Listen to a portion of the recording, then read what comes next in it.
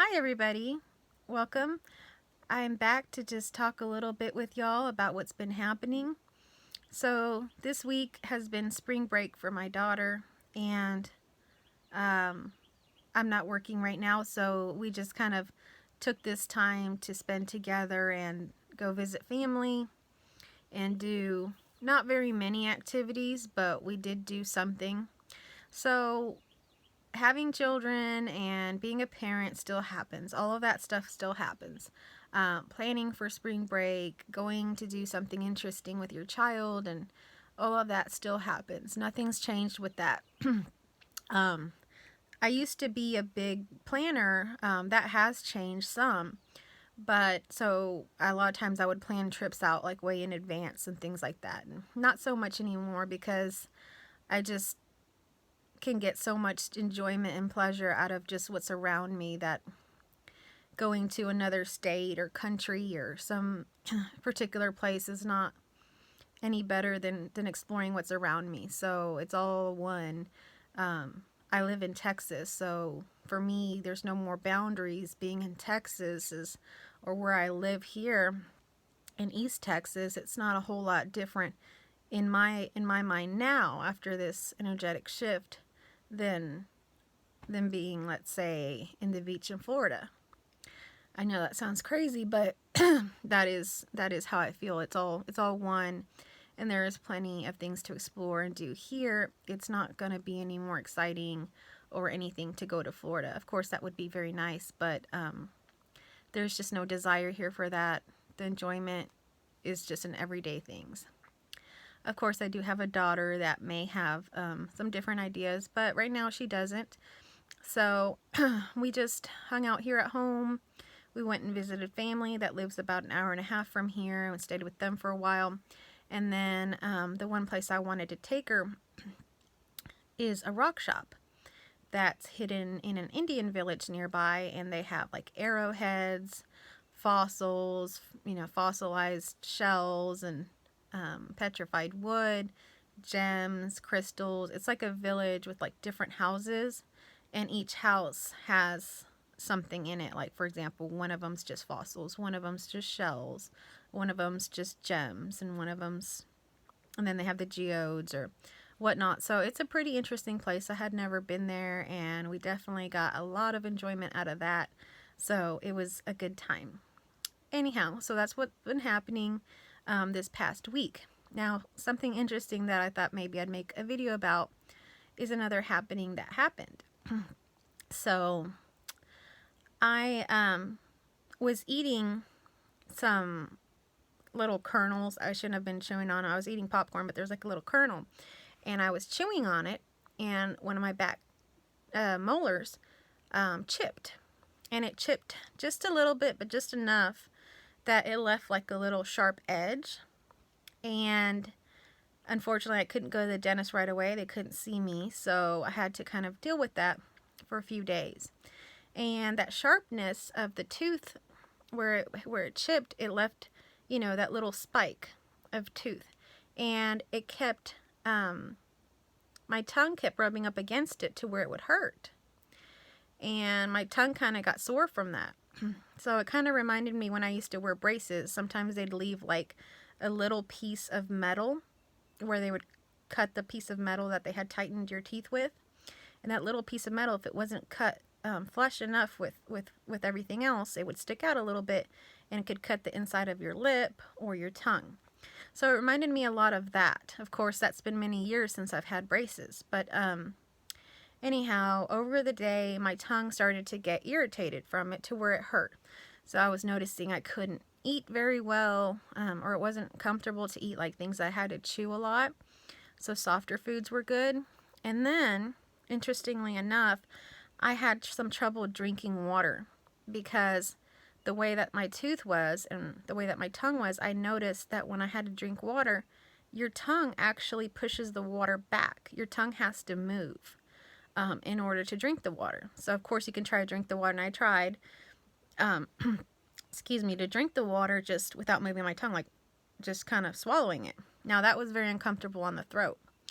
So what was realized with that was something very simple, is just that so much about us in this body is happening without us even realizing it. We have no control of it. So I had no thought prior to this about the tongue, like how it moves, and when you drink or eat or talk, it has to move a certain way in order for it all to function properly. If not, then things aren't functioning properly. Like, for example, the drinking of the water. If I don't use my tongue at all, I can't push the water back. Or I could just swallow, but it would hurt my neck or my throat. So that's a lot of what was realized when I had the apparent awakening that, really wasn't anything. We're all in the same boat. You and I are the same now. I do have a different perspective, but essentially everything is functioning the same. So all my senses are functioning, all of that. Although I talked about maybe some heightened senses, everything is functioning well, okay, just like you. So when that is realized in the non-dual, and I use that word, but I'm starting to not like to use it, but I'm trying to kind of give context that this is a little different than just something else, okay? But in the end, everything is the same. But it appears different, and there appears to be differences, and that is what I'm talking about. So with non-duality, what's happened with me is that I realized that there was no self, because it was very apparent to me, okay? That was an actual experience, not just some logical understanding of this. I had the actual experience to know that there is no self. So there's no doubt for me or question about it. I often hear people talking about whether or not free will is real. Do we actually have free will? Yes or no? And that's a very interesting argument or discussion. But at the same time, when you've had this experience, there's just no question of it, because you realize there's no self. So if there's no self, there's nobody doing anything for there to be free will. Okay? Now, things still happen. Like I mentioned, the body still functions, everything like that. But just like the tongue that I didn't realize was doing so much work and was doing so many different movements and things in order to make everything function properly, we sometimes don't realize we're actually not doing anything, until you give it attention. So I'd like you to take some time over the next week if you'd like, if this is resonating with you or you'd like to explore it. Of course, I'm not giving any kind of teaching. I'm just bringing this up because it's something that I've put attention to and really noticed.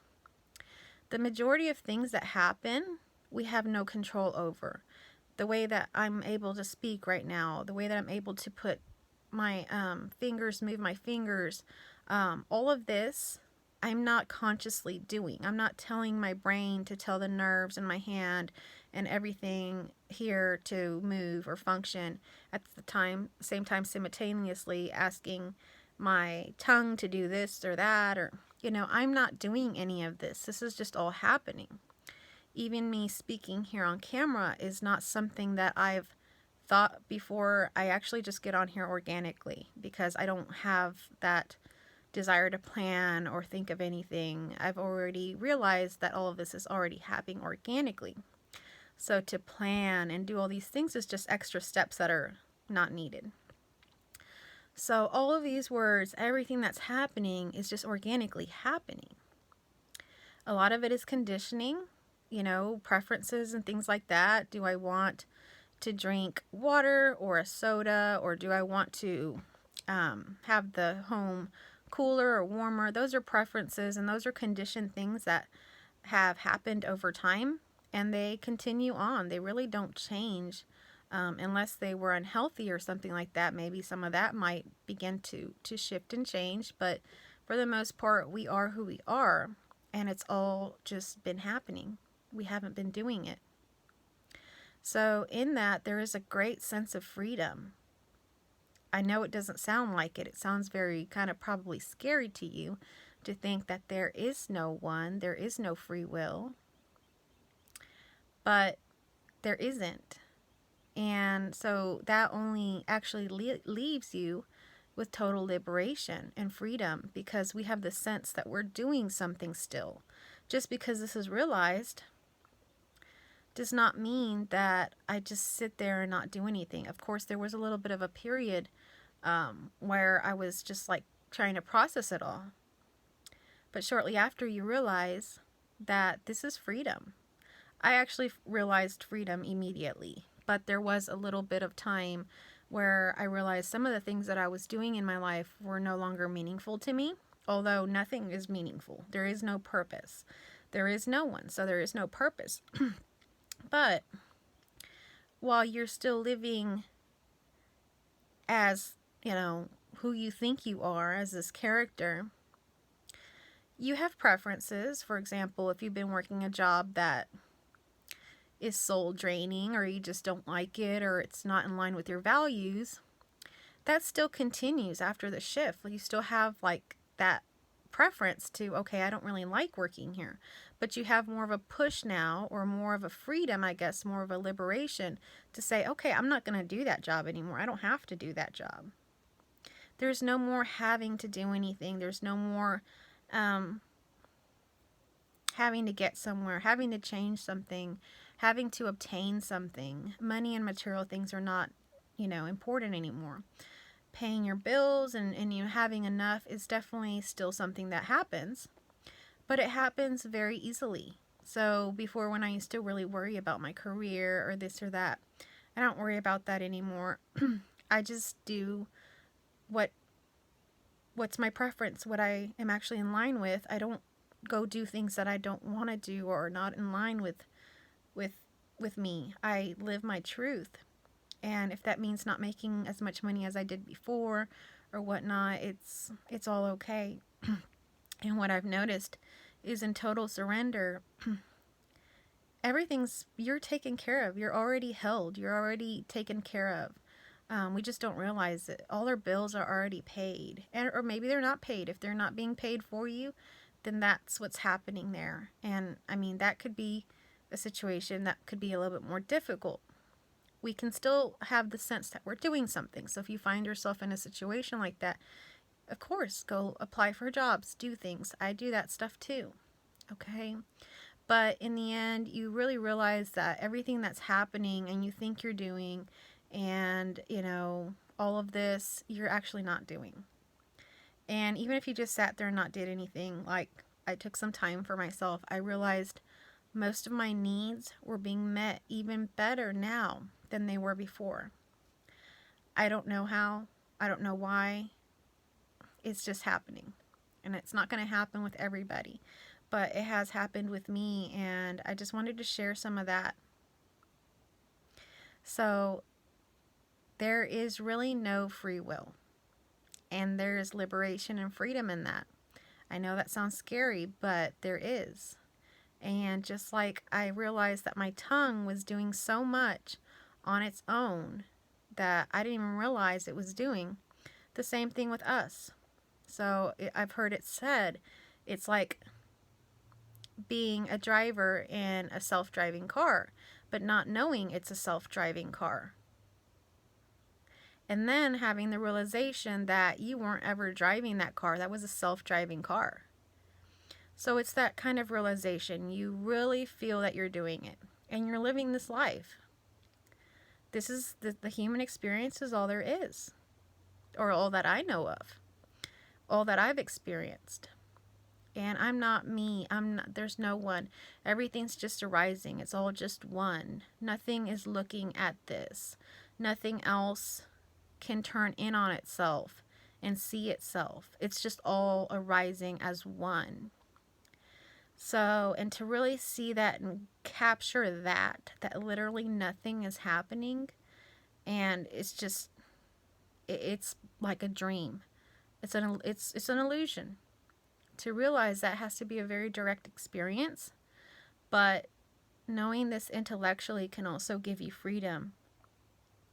So that's why I enjoy sharing this. And I realize that nothing's happening, that there's no one there or here, or no other, or no one looking in.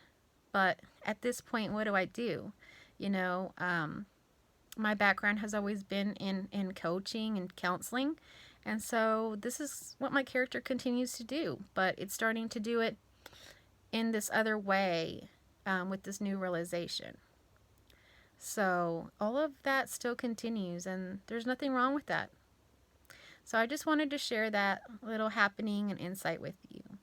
I hope you enjoy, and if you're new here, subscribe, and I will be posting more videos in the future. Thanks for watching.